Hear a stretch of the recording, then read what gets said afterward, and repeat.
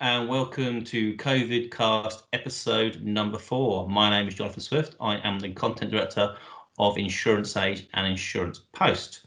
And today we'll be looking at the subject of what insurance businesses are doing in terms of charitable donations and keeping engaged with communities during the coronavirus pandemic. Now, I'm delighted to say that joining me today to discuss this, I have Grant from QBE, Steve from Zurich, Kellyanne from Towergate, and Chris Pitt from Ecclesiastical. Hello all. Hello. Good afternoon.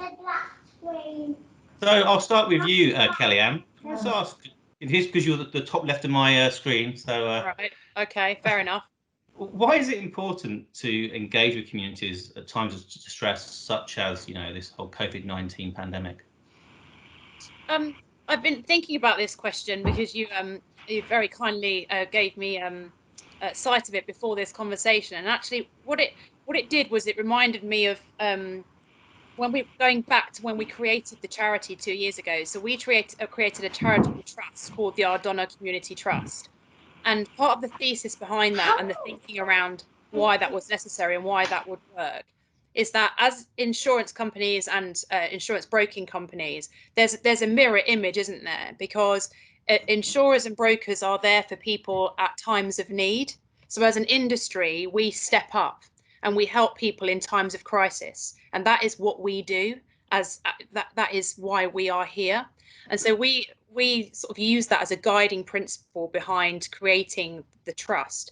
And that mirror image is really interesting right now, because not only are we stepping up to assist people, help with claims, help them understand what their policies may or may not do for them, but actually because we are embedded in communities through, in my example, in the case of Towergate, which is part of the Ardonagh Group, through a branch network, a UK-wide branch network with a geographical UK footprint, we are embedded in those communities. So we therefore have not only an opportunity, but in our opinion, a responsibility to step in and rise up and help outside of what our job expects us to do and what our roles as brokers expect us to do.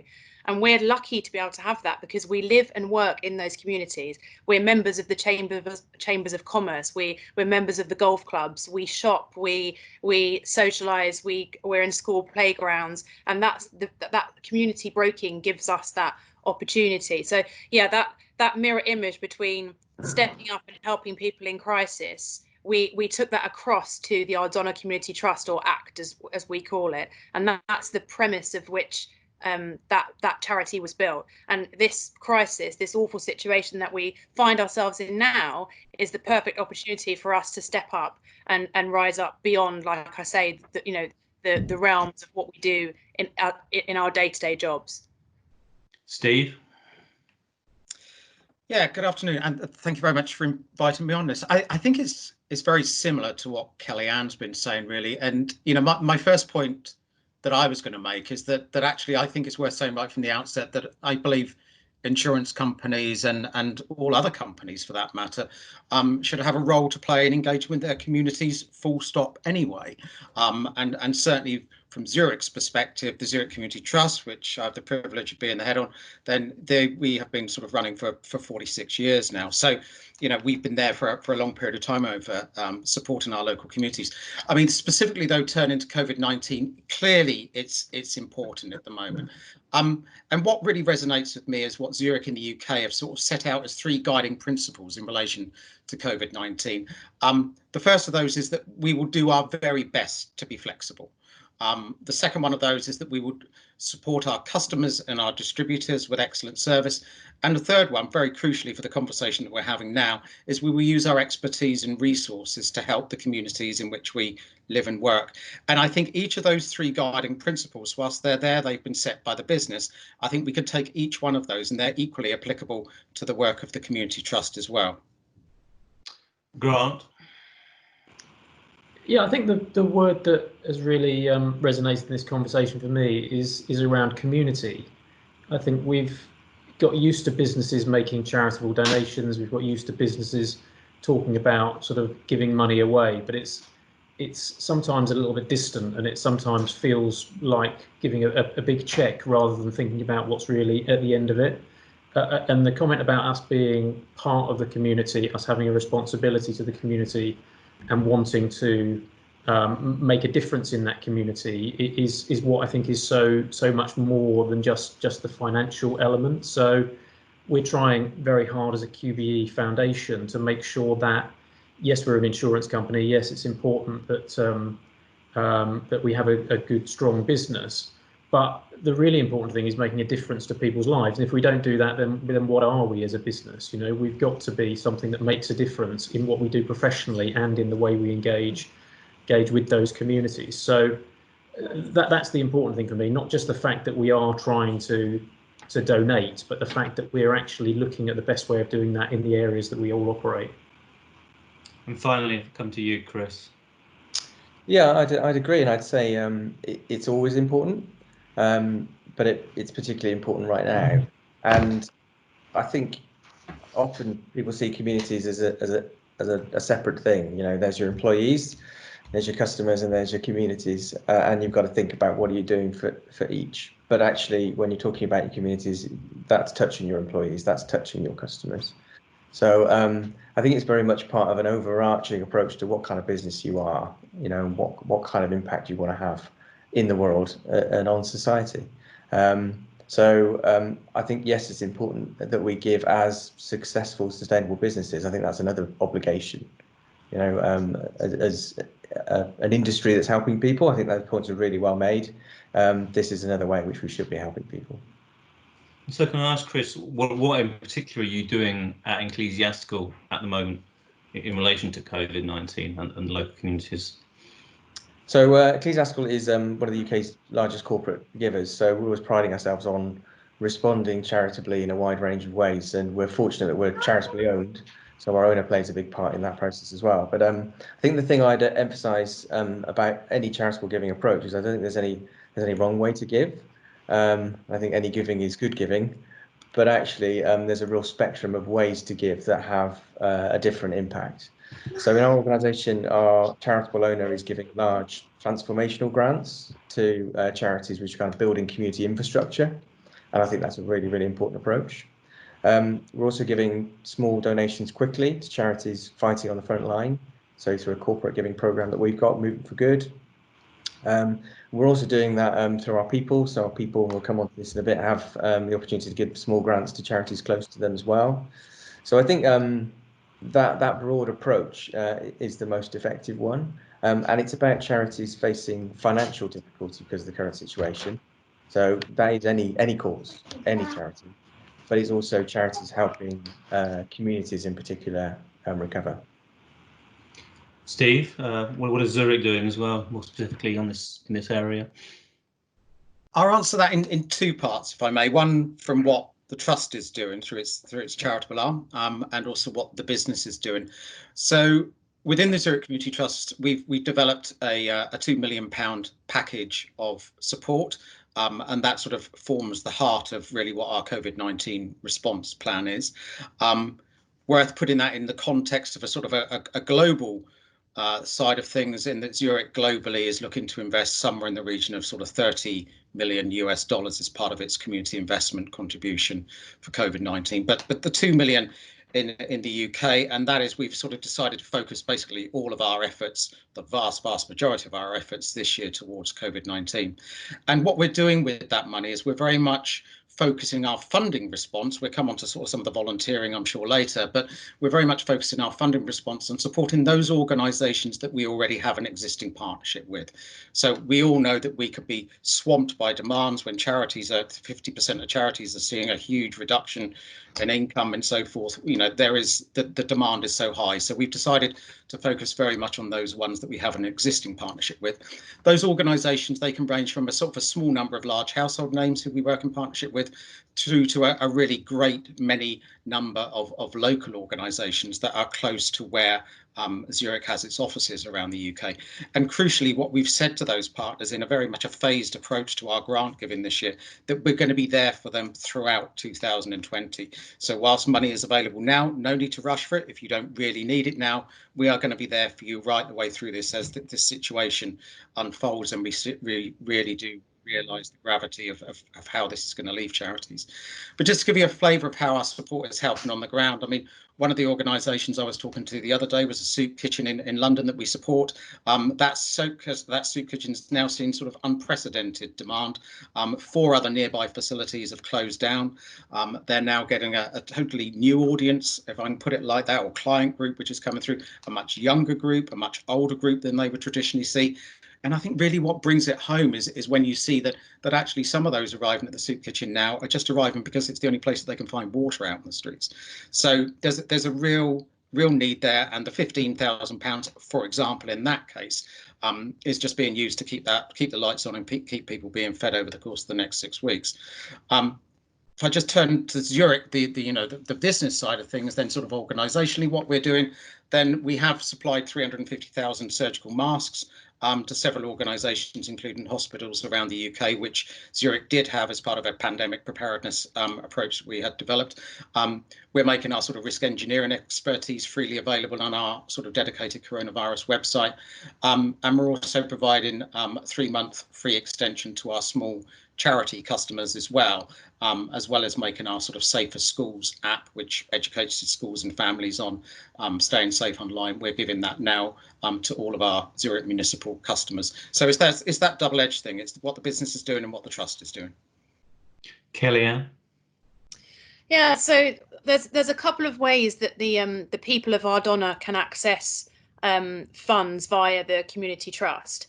And what we've done is essentially, and this has been touched on, is if we're trying to react quickly to the changes in which way people need to access those funds. So we provide and pay grants out to charities and causes, and we have shifted our focus away in terms of the application process towards coronavirus and companies and charities that are being impacted directly as a result of the pandemic.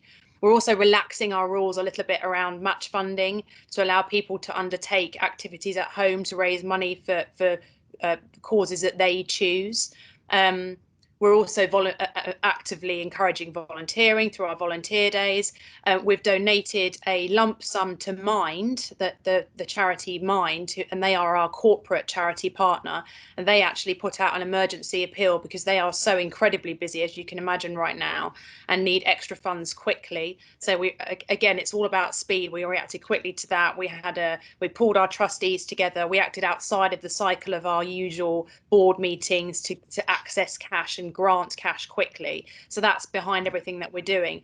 But again, in terms of a guiding principle around how we're acting and behaving at the moment, there's obviously the requests and the needs from the sort of NHS front line and the workers who are helping to fight the disease, and that's one thing. But what's actually happening is what's being left behind within those communities, again, to go back to the community word, is that the charity is not directly impacted in that way, but that those who rely on society being open are struggling and are close to closing down. So playgrounds for disabled children, respite, domestic violence respite homes, you name it, those charities are saying to us, we may not survive without small cash injections.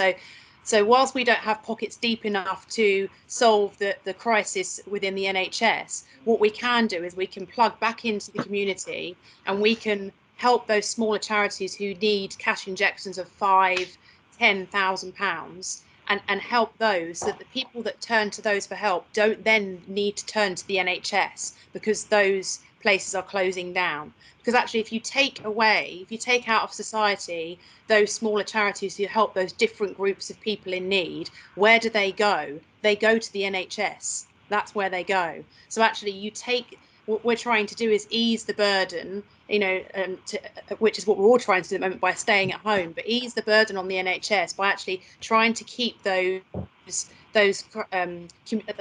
causes and charities ticking over as much as we possibly can, so that those people don't, out of desperation, try and visit their GP, try and turn up at an A&E department, end up in a hospital. So that's where we're sort of focusing our efforts, and those £5,000–10,000 lump sums actually make all the difference between these local causes closing and staying open. Grant? Yes. similar to some things others have said. I think QBE is fortunate that we do this stuff all year round anyway. We're typically quite plugged into this part of society. So we were able to activate some existing partnerships that we had when COVID-19 struck. So we front loaded the grants that we'd normally give out over the course of a year into the first quarter to our corporate partners that we already have there. So the Red Cross, Save the Children, Mind and Crisis, we've given them substantial grants in the 6 figures in the first quarter of this year. We've also then had to look and decided to look consciously towards continental Europe as well. Some of the countries that we operate in that have been particularly badly hit that could otherwise be perhaps overlooked. So we've looked for equivalent local partners in Italy, in Spain, France and Germany to make sure that we're recognising how tough things are over there. So that's been an important part of what we do. And volunteering was touched on earlier. Now, obviously, we, as an industry and QBE, we all participate in volunteering programs, and that's become quite common now. But all of that has had to be reappraised in light of social distancing and people working from home. So we did face a situation where volunteering was something that was likely to grind to a bit of a halt. We've managed to activate some sort of virtual volunteering programs that people can do from home. So we've activated a scheme for people to be able to participate in a call with an older person who might be isolated and not have an enormous amount of contact with people during the day. People can sign up to spend half an hour talking to someone who might otherwise not talk to someone because they're isolated. We're activating a program for people to perhaps run quizzes for care homes that are isolated as well. See some of my fellow participants scribbling this down, so I hope that's some good ideas people are taking away from what I'm saying. I'll take that as a positive. So it's been good to be able to sort of be flexible about what we do, change how we operate some of this stuff to make sure that we can still respond to what people need or make a difference to people, even though most of us are now stuck in front of a screen rather than being out in the open. So Grant, are you finding it kind of difficult to keep staff engaged in terms of your charitable ambitions and objectives during the lockdown? Well, it's certainly something that we have to think about differently. And if we just had the same offering, I think people would have quickly said, well, you know, how does that work for me? What can I do? I can't run the London Marathon. I can't do this sort of thing. So we've tried to relax our rules, as I think someone mentioned earlier, around fundraising to make sure that we can match people's fundraising in a different way or match donations rather than fundraising if that's what people want to do. And as I mentioned earlier, the volunteering is something that, you know, we used to get certain benefits from it around team working, around people being out of the office for a day and doing something different. We're now probably getting rather different benefits from it, which is people engaging with a different section of the community, people actually kind of brushing up some of their skills around talking to people who are different to themselves and that sort of thing. So I think in some ways it's given us an opportunity to freshen things up. It's given us an opportunity to look at what comes next on volunteering or what comes next on fundraising. We've often run competitions or schemes around people naming their own charities and putting them forward for grants, which is what we've always tried to do. That's something we'll do again this year, and I think we'll see some different names come to the fore that we probably wouldn't have done otherwise as more people see a need to get involved. So it's certainly been a challenge, but there are a lot of opportunities out there to still make it work. Chris? Yeah, I think in terms of keeping staff engaged, keeping people connected, I think is really important, but real connection is being part of it. So I think giving employees a chance to give is really kind of strong and core to our offer. So our employee giving program has a personal grant. So I get a personal grant I can give to any charity of my choice.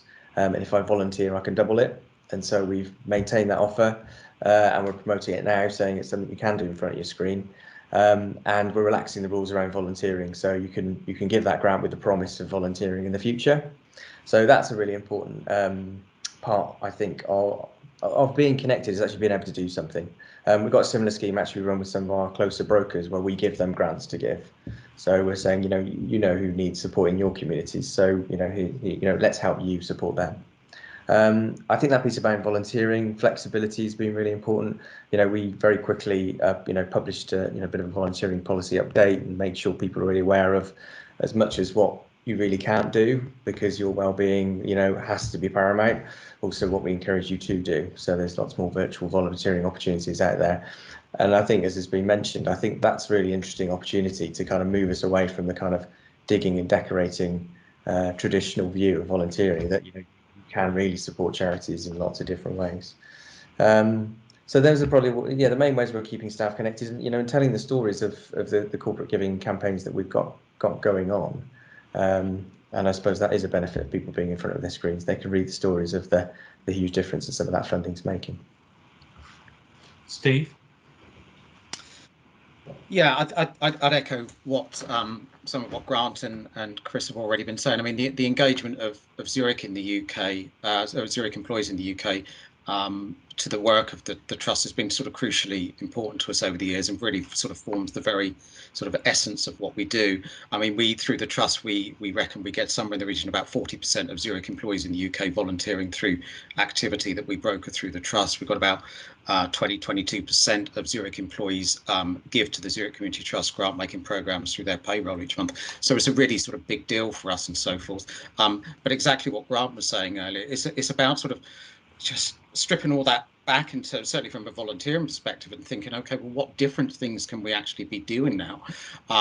And I would agree, it certainly made us look at some different things, come up with different ideas, but also to try and sort of amplify some of the things that we've already had going for a number of years. So many years ago, we set up with what was Help the Aged then, but as obviously as now as Age UK, a telephone befriending scheme called Call in Time.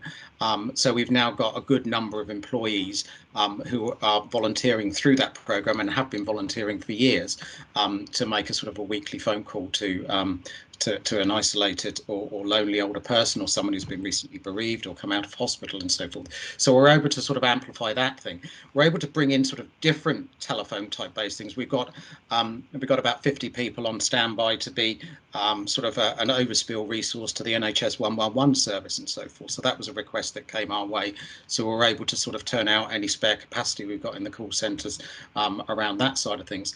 And then I think it's very much looking at that sort of skill-based support and how we can actually deploy that. We've got a wealth of skills, as there would be in Ecclesiastical, in Towergate, in QBE and so forth. So we're going back to those very same partners that we're working with, which probably sort of number sort of 60 or 70 across the UK with those at the very local level, is thinking about, well, what skills have we actually got that we can try and sort of impart to those organisations to help them through this. So we're developing a suite of sort of webinars, workshops, drop-in surgeries, all delivered virtually, to help equip those charities around, the first couple we're putting out is around sort of external PR, digital marketing, those sort of things. But there's a whole range of other ones coming on stream around building resilience and risk mitigation and so forth. But then at the more sort of personal level, looking at some of the skills-based stuff in terms of, somebody touched upon it earlier, but around helping set up like a carers cafe over Zoom, working with a local carer support group and so forth. So trying to do that side of it. Of course, employee fundraising is a big thing. We've worked from day one. We've got behind the National Emergencies Trust Appeal. So we've launched that. The first monies have now gone across to the National Emergencies Trust behind that. Everything that the employees donate is 100% matched. And we're also doing a similar approach with the Big Night In this Thursday as well. And then finally, probably just worth saying that we've just started a new relationship with an organisation called the Good Gym, who are basically a community of about 20,000 runners who come together for obviously their own physical and mental well-being, but to do social good as well. So we've just started a new partnership with them, but as they've had to switch their activities, obviously due to the social distancing, what our employees are now going to be encouraged to get involved in is around telephone support and the delivery of food and medicines in conjunction with the local agencies. So question of looking at it from afresh again, but I think there's some really good ideas which have come out of it, which I'm sure just won't stay just for COVID-19, but are there for the years to come as well. Finally, Kellyanne. Yeah, so Ardonagh is a relatively young company, the Ardonagh Group, really, 2.5, 3 years old, and the group and the trust were formed at the same time. So what that meant was that the trust is really the backbone of the group, of the culture. It's essentially a communications channel, and that's how we've always used it and deployed our ideas. And what that's meant for us is that our workforce are really engaged with the charity and with what the charity represents. We're a really disparate group geographically, but also in terms of what we do, because across our different segments, so we've got London wholesale broking, we have personal lines broking, retail, insurance broking, you know, a community high street branch network, underwriting, you name it, we kind of do it. So actually the charity is what overarches all of those different companies and very different cultures, and we all plug into it, and that's the one thing we all have in common. So we're playing really strongly on that now. It's not dictated from the centre or from the top. That culture and the trust itself and where the money goes and how the money is raised is owned and dictated by the people of Ardonagh, and we've always tried really hard to do that. So at the moment you can't over communicate, and that's, you know, and we all know that. So but we are over communicating, and we're showcasing what we're doing to help charities, as someone else mentioned, but we're turning things on their head and we're being flexible, which I think is a really strong theme here. So going back to the idea of the ownership of the charity is with our people and it's their choice. We have an annual fundraising day where we raise funds for ACT, which are then deployed into local causes, but we're turning that on its head this year. We're bringing the date forward because we're recognising the urgency, and we're turning it on its head so that actually our people will raise money and give back to charities of their choice in their local communities. So rather than raising for ACT, we've given it back, given the power back to our people and said, we will support you, we will match everything you raise, and then you push that money back out to your communities where your offices are. And you know, we've got nearly 100 offices, so this is money pouring out into communities all over pockets of the UK. We also have spent the last couple of years training our people in mental health first aid. So we have an army of mental health first aiders, and we've worked with MHFA to create that. And they are rising up into a really important space right now, because again, in terms of engagement, how are we engaging with our workforce, we're recognising that this time is hugely challenging in terms of mental health and well-being. So our mental health first aiders are rising up, and they are helping to have conversations with people who might need help right now. And we're also, through our partnership with Mine, we're providing e-learning and webinars, again, specifically addressing the sort of mental health and well-being issues that are arising at this time. So yeah, but it's across various different platforms, but essentially in terms of engagement, Jonathan, the charity for us is an engagement tool. Like, you know, to revisit my earlier point, it's what brings us all together, and we've seen that so strongly in the face of coronavirus. It's been something quite incredible, really. Well, there you go. Thank you very much. I would like to say a big thank you to Kellyanne, to Steve, to Chris, and also to Grant. There's obviously a lot of great stuff going on out there. I'd like to thank you again for watching.